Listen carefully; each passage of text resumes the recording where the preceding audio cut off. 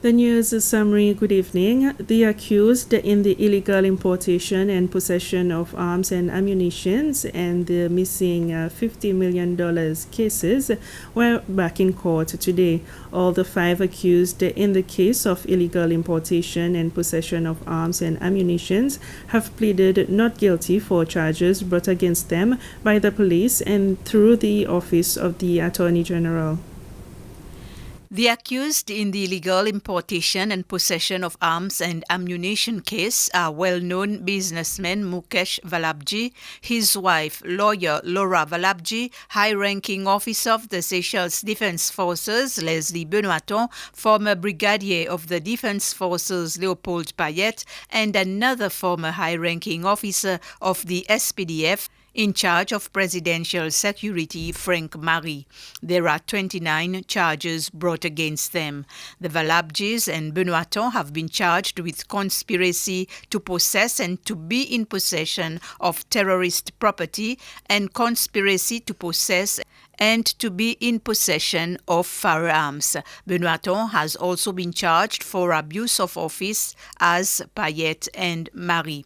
The charges are contrary to the Firearms and Ammunitions Act and the Anti-Terrorism Act. In searches conducted late last year as part of the investigation, the police seized 94 firearms and more than 38,000 ammunitions. Some were seized at Leslie Benoiton's residence at La Louise and in his office at the Coast Guard base, but most were found at the Valabji couple's residence at Mont Blanc. The 5 accused will reappear in court on the 22nd of April, when Chief Justice Ronnie Govinden will set the date to start the trial. Also before the court this morning was the missing $50 million case. Justice Ronnie Govinden granted the Anti-Corruption Commission's request to further remand those already in detention and maintain the condition of those on bail. The 5 accused will reappear in court on the 22nd of April, except for Farin Rajan, who will reappear sooner. On the 14th of April, ACCS lawyer Anthony Juliette said that in the meantime there will be more arrests related to her. The hearing of Mrs. Sarah Rene's case in the Constitutional Court has been postponed for later. Her lawyer had filed a petition last Tuesday against the Anti-Corruption Commission and the Attorney General's office, stating the bail conditions imposed on her in the missing $50 million case violated her constitutional rights. The Supreme Court has imposed a cash bail of $2 million plus 2 sureties of $1 million each for Mrs. Rene to be released on bail. However, in court this afternoon, Anti-Corruption Commission lawyer informed the other parties that there will be new developments in the case, which he will let the court know by the 29th of this month. The murder case against Thomas de Baptiste has reached its final stages. The prosecutor, defense lawyer, and the judge are to make their final submission. This is the case. The Frenchman is accused of having killed his partner, Emmanuela Badibanga, at the Club Med Hotel on Sainte-Anne in April last year. SBC is once again allowed to report on the case after being ousted for the past few weeks. This was due to an accusation against the SBC of having reported details of court proceedings that it should not have. It is prosecutor Herman Kumar from the Attorney General's office who started his deliberation today. The defense attorney on the case, Basil Waro, will be next, followed by Judge Melchior Vidot before the jury reaches a verdict. Retailers were able to openly voice out their concerns on their challenges and why their prices keep on increasing. They did so during a discussion with President Weveron Kalawan this morning. The president stressed on having a good collaboration between the retailers and the Seychelles Trading Company. The chairperson of its board was also present to answer some of the questions the merchant raised. One of the main concerns was the markup on wholesale items, wholesalers who are also acting as retailers, and they are also made a request. They also requested a moratorium on the number of shops. The chief of mission of the International Organization for Migration to Seychelles and Mauritius, Céline Lemel, have presented her credentials to the Minister for Foreign Affairs and Tourism, Sylvestre Radegonde, yesterday.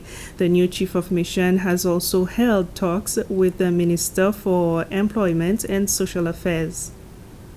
In welcoming the Chief of Mission of the International Organization for Migration to Seychelles and Mauritius, Minister Radegonde acknowledged the value of the relationship between Seychelles and IMO and said that he looked forward to strengthening the cooperation with the organization.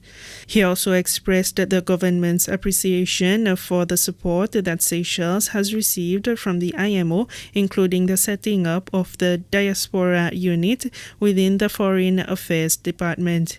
On her part, Ms. Lemel commended Seychelles for its management of migration, including its visa-free policy, which facilitates cross-border mobility. Ms. Lemel, who is in Seychelles on an official mission, also took the opportunity to discuss labor migration issues with the Ministry of Employment and Social Affairs. Minister Patricia Franco stated that the work of the IMO remains relevant to the ministry as Seychelles continues to experience a high demand for migrant workers.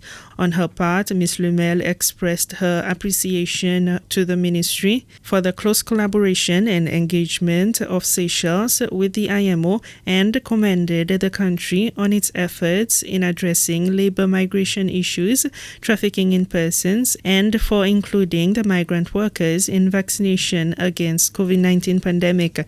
Areas of future collaboration discussed were in regards to labor mobility, implementation of priority areas under the action plan of the Seychelles Labor Migration Policy, and technical assistance under the Southern Africa Migration Management Project. Seychelles Chamber of Commerce and Industry held a 2-day workshop for a group of people in local businesses such as cosmetics, natural medicines, and spices.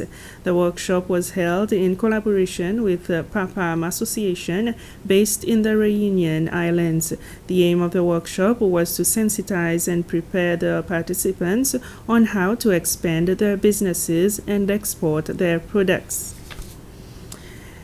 The Minister for Fisheries and Blue Economy, Jean-François Ferrari, is currently representing Seychelles at the 7th meeting of Ministers of Fisheries and Agriculture from the African, Caribbean, and Pacific states. The meeting is taking place in Accra, Ghana, and the Minister Ferrari is being accompanied by the CEO of the Seychelles Fishing Authority, Nicole Elizabeth. The meeting has reiterated its key driving principles, which are increased ownership of the industry by member states, sustainability for the future generations, and inclusivity so that no one is left behind as fisheries is transformed. And that's it for the news summary. Bye-bye for now.